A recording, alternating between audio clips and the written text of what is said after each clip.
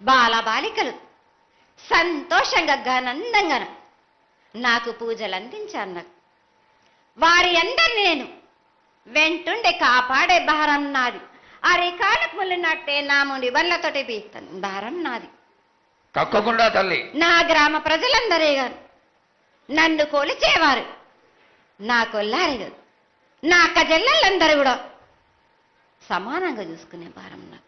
తప్పకుండా తల్లి. ఏటికొక్కసారే కాదు, నేను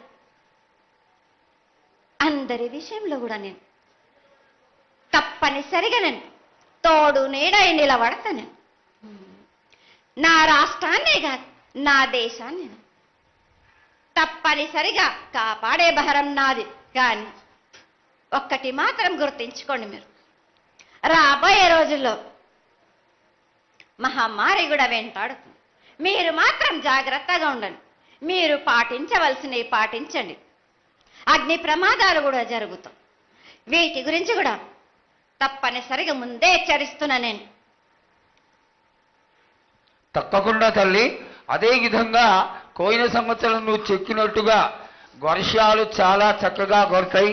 కాడికొండలు సస్యవృద్ధి చాలా బాగుంటుంది అని తెలియజేశావు.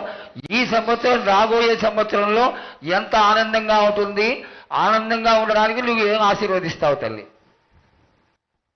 ఈ ఏడు వర్షాలు తప్పగా కురుస్తాయి. పాడి పంటలు కూడా సమృద్ధిలా ఉండే చూసే భారం నాది. మీరు మాత్రం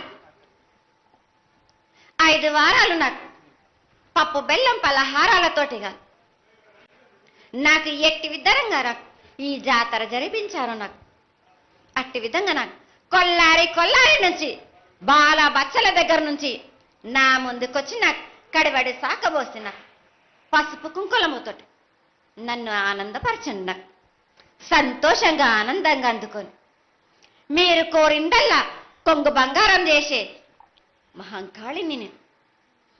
అమ్మా, నువ్వు ఆ ఈశ్వరుడికి చెంగడి నీళ్లు